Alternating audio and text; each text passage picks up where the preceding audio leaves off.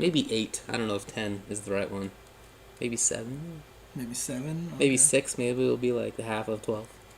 Okay, fair I enough. just want that character because that character is so interesting. 12? Yeah. Dude, I hate him so much. He's so interesting. So there, okay, let's go back. Let's see the start of this one because this was a kind of a similar thing as the very, well, not the very first, but very earlier rounds. See the fireball timing that Daigo used right there? Just a little bit off in spacing from where Infiltration could have easily focused dash toward, crouching jab, hurricane, dragon punch. See? Yeah, couldn't focus dash and punish in time. Perfect spot. Again, beautiful walk forward from Daigo, but Infiltration actually more beautiful walk backwards with punish. Good stuff. Ooh, no crumple, very fortunate. Here he comes. Oh, there it is again. Mm-hmm. Cute little gimmick. Yep. Gets him a little bit of damage. Unfortunately, got him into the corner, though. Yeah. It's like the one bad thing. With oh, there's that stand fierce anti-air again, which is so good. Counter sweep. Oh, footsies. When you see footsies being played well, it really is beautiful to watch. You know, it's really good stuff. Ugh, just wasn't expecting a wake-up uppercut. Yeah, Daigo guessing right more consistently. Yeah. I mean, that's just the situation. You got to read Daigo has the meter, right? Yeah. So he's very capable of that, so. That said, a lot of the time Daigo has wanted a save meter. So it's, as from Infiltration's perspective, it's just really hard to know what Daigo's going to do. Will he save it again, or will he go for the ultra kill? Nice. Again, shutting down those jumps. Yeah. And now you see Daigo being a little bit more willing to take those fireball risks at that range because he thinks he's got such a good read that he can do that now. Right.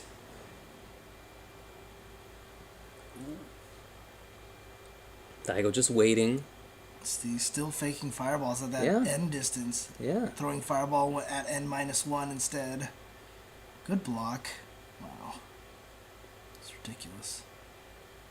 Now, if that had been a fireball, as Infiltration did his own fireball focus dash toward, we would have seen a situation that we saw in the very first set, where Infiltration gets in using that. And there it is again. So that whole time, he's just been waiting to get that again. So, I mean, even though Infiltration had stopped jumping a lot, that was still in his mind. He was still ready to use that at some point in time. So Daigo in the end of that round finds the counter to something that blew him up at the start with the fireball timing, and then not with the fireball to stay away from Infiltration's fireball focus dash toward. And then after that, with the early Dragon Punch anti-air, two things that he's used very consistently in this set that he hadn't previously in order to kill Infiltration Aguma.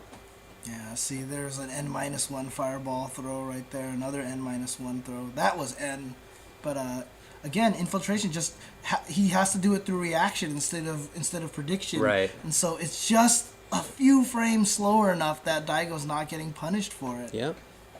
And look at this, Daigo is just going crazy now. Yeah, you can really see him taking control at this point. Yeah. He's feeling himself. Mm-hmm. There's that. I mean, I don't know how many play. Because it was a counter hit EX fireball. Yep. Yeah, there's those moments when you're playing against your opponent where you feel like you know 100% of what they're doing, and you just get free form and you're not scared of anything.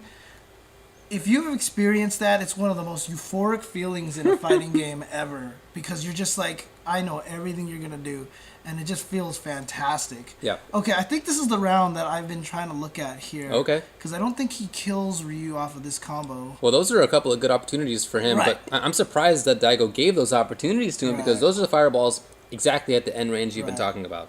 So there's OS Stand Fierce. There's one round now. Yeah, I think this is the one. Yeah, he just starts throwing fireballs like crazy. I don't know if that was exactly the one, right? But it's almost like he's trying to. He's already lost this round, right? So what he's trying to do is he's trying to reward Infiltration for jumping over his fireball, because he's like, you know what? I've already lost this round. I'm gonna give him that benefit again to maybe put it back into his head. You know what I mean? There was one round I know that he was really down fire and he just started chucking fireballs like crazy. That was one of them, yeah. Okay. And see, he uppercutted a jump right there. He kind of gave him a little... You think he knows the round is lost, so I might as well convince Infiltration that a tool that I've taken away is now a tool again. Yeah. In order for him to go to it more often so that Daigo can do damage to him because of it. Yeah, I mean, that's pretty cool. We already heard that he purposely got hit by hands from Shin, so that Shin would FADC it and lose his meter, so he couldn't do super into ultra, which is one of the scariest things from him, right? So he's rewarding Shin, like, here, you got your damage on me, but the amount of damage he gets off of that FADC is so small compared to super into ultra. So he's kind of rewarding Shin in a way so that he won't get punished later on, or giving him this ability to have confidence in this tool. Like, this is where I'm getting my damage, so I gotta keep doing it, right? Yeah, so, okay. That'd be pretty sick if that was going on. Okay, so back here again, this is 8-2. Infiltration doesn't... Look at this. He's just... See, he's playing so reactively and defensively right now. You see how... jumped into a fireball he was trying to react to that fireball. That's where that jump happens. That's where that getting knocked down there happens. And see, he jumped again. And we hadn't seen that early uppercut for a while, right? Right. And twice already, Infiltration's jumped back in. I don't know if it's because he got that reward in the last round and was like, I've got this read again. So he jumped twice and he just got hit. And that was a dirty dive kick cross up. And then... he just drops a combo. Yeah. That's just crazy to me. But that, again, is a sign of just, like, just nervousness or something. Well, now he's down... 9-2. Yeah, 9-2, or 2-9, I suppose. And Daigo has one game to go. And this is that body language right here, right? He is obviously very warm. He's very tense and stressed. I would like to know, like, how warm it was in that room. Yeah. Z, how warm was it there, huh? Was it hot? Looks like it was hot. Do you have that problem sometimes when you play Street Fighter? You just get really hot. You just, like, your body temperature rises. I mean, when I sit for more than a couple of minutes, I start to sweat. It's just... it's just like the Eastern European in me, man.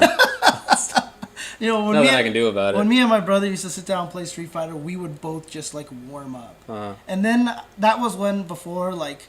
I started going to Southern Hills Golfland. Once I started going there and got more confident, like, I stopped warming up, but my brother would still just get, like, really warm. Crumple to start. And then a drop combo from Daigo. But interesting that Infiltration, he reacts to by mashing teleport instead of mashing uppercut. Because he's just afraid to take risks now. He's down 9-2. Well, nice. Oh, I was about to say nice conversion, but he... All right. That's cool. He's going to have the life lead now. We'll see what setup he gets off of it. Yeah. But gives Daigo crap ton of meter. Nice little block on that.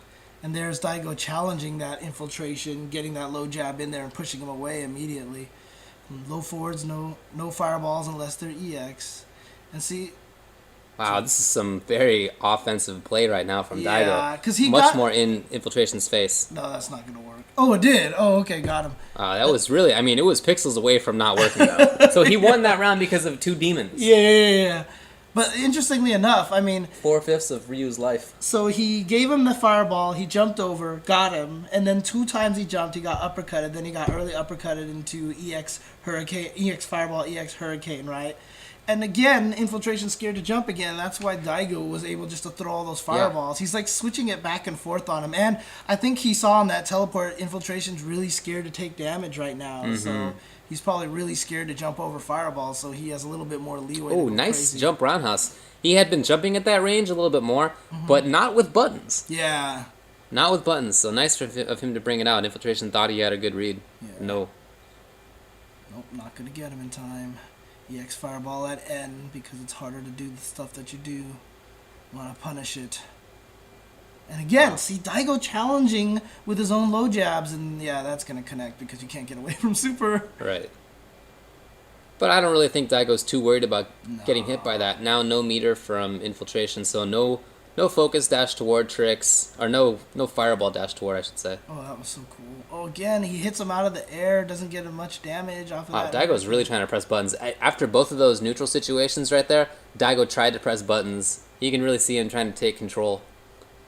Oh, it didn't work that time. He should have did EX Hurricane, but probably didn't want to use his meter. Didn't want to use his meter. Well, because of that, he's 1 round away from losing. Yep. And Daigo, if I'm not mistaken, just takes this one pretty solidly. Yeah, you see him walking toward now. He recognizes the fear in Infiltration's play. Auto correct uppercut. Good walk-up throw from Infiltration. And Infiltration's mix-ups have been pretty light. He hasn't really been going to the other side that much, hasn't been going for grabs that much. Yeah. He's really just been going for the setup that gets through Dragon Punches. Alright, so, but again, hurricaned himself back into the corner, which was a huge mistake in my opinion. But here we go, good combo, good combo. Yeah. Goes for the fierce uppercut. Doesn't even go for the jab uppercut. Goes for the fierce. Because jab one gives him more setups, but he just really wants the damage now, so he just did the fierce one. Right. Because I just don't feel like he has any confidence in his setups anymore. Right. Well, his setups have not been paying off. Yeah, so just like you said, so he just went with the fierce uppercut instead of the jab one. Oh, I like that little trap. Crouching short into crouching medium kick. And now... very dangerous spot. Oh, okay. Oh, okay, perfect. Here we go. EX, not quite down enough. Oh, wasn't enough to chip. Okay, yeah, that's right. Okay. If he had EX, but he didn't, he only had regular. And so Daigo takes it 10-2 after having seen him lose in, most of the previous sets that we saw, only winners finals of Street Fighter 25. But in that same tournament, Infiltration came and won too. So it's the first time that they've played in a tournament or, I guess, extended set where Daigo has been the victor and not by a small margin. Yeah. I mean, it's really interesting to see the evolution of how that all went, right? The first game, Infiltration shut down that fireball distance, and Daigo looked absolutely helpless. Right. You could see it. He was walking back and forth like, I don't know what to do. And then in the 25th anniversary tournament, you could see how he had that N+1, N-1 kind of concept in his head. Right. But like I said, he wasn't able to get any damage. He had to rely on his little frame trap stuff. And then he figured out how to throw fireballs from further away more often to get him to do more, and then get the meterless punish on the jab uppercuts into ultras. Well, for a while, Daigo... I mean, he recognized that he couldn't stand at that spot, so he was just backing off. He was just staying. He was walking backwards. He was dashing backwards. And that was putting him in the corner. And Infiltration was, okay, I'll walk forward and take advantage of this. And he won a ton of rounds that way. Infiltration did. So for Daigo, it was recognizing how to stay out of that spot in a way that was still being active. Yeah, and not only that, but he actually stayed in that spot a couple of times, saying like, jump at me, come on, do your thing, and I get my free damage, right? So instead of running away from that and losing the distance, he challenged that spot and stayed there. I think if you were to take one of the first rounds in Evo 2012 and one of the last rounds from the Mad Catz Unveiled set and just flip the characters, you would see a very, very similar play. You see Akuma controlling the mid-range at the start. You see him controlling the fireball timings that Ryu uses. At the end, you see Ryu controlling the mid-range. You see him controlling the timings that Akuma is using. You see him controlling when Akuma jumps. At the start, you saw Akuma controlling completely when he jumped. Right. So it was just a complete flip. And I love, too, that Daigo recognized that a fireball range that is very rarely good and important for Ryu became key, because once as Daigo, you recognize that you can't just throw fireballs at that spot that we've been talking about. The spots in front of and behind it become important. So from a range that's behind it, usually if I'm playing against a Ryu and Ryu wants to throw fireballs there, fine, because that means that I get free empty jumps toward. Yeah, you build distance. I can pick my own distance because the Ryu player's committing for a little while. He can't knock me down. He's too far away. So it's not a good range. But in this match, based on the way that Infiltration had been playing previously, that range became so important. So Daigo really had to make an unusual decision, because it's a decision that it's weird. You wouldn't see a good Ryu player do this. Yeah. You would only see one of the best Ryu players pick a spot that they know is otherwise bad and make it good. I mean, when you listen to Vi and Choi talk about fireball games, they always say, think of it like a Dalsum stand fierce. It's a poke. It's a poke, right? And sure enough, that's why they always threw it at distance end, because like we showed, you can't react and jump over it in time. So it's a perfect poke distance. And by taking it a little bit further away, it's so interesting because it's just not a good poke distance, right? But like you said, he just recognized that was going to benefit him because Infiltration wasn't paying attention to that particular distance as much. So, I mean, don't get me wrong. I mean, one thing that I want to, add to the whole thing at the end of this is that, Infiltration no doubt has watched this. I'm sure he has good ideas. Yeah, many times. He's a smart guy and he studies. He puts in time. He really, I mean, he has said he goes and he watches match videos a lot, hours a day he'll watch, and he's a good critical mind. Right, and you saw how, the evolution of these matches go. You could tell they're watching those matches. Yeah, right. Because it doesn't take them in-game to figure it out. They already have this new battle plan coming into it, right? So I'm going to be really interested to see their next match. Because Daigo almost kind of has to have the evolution ahead of time.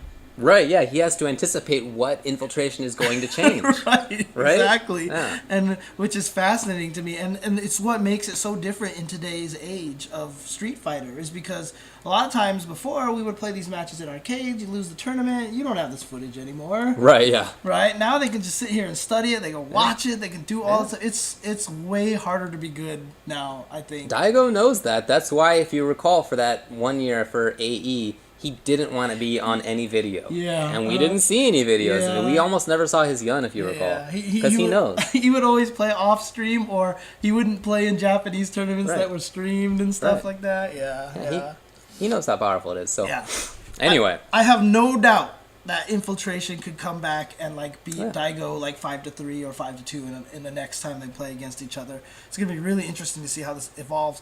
The really cool thing about seeing this happen, though, is that Infiltration was super dominant for a while. Before that, Daigo was super dominant. Yeah. But now we have these two players that we know, they're the best of the best, and they're just gonna be battling each other, and it's so intriguing to watch this fight. It's like Federer, Nadal, seriously. The cool thing is too that it's not like they play each other very often.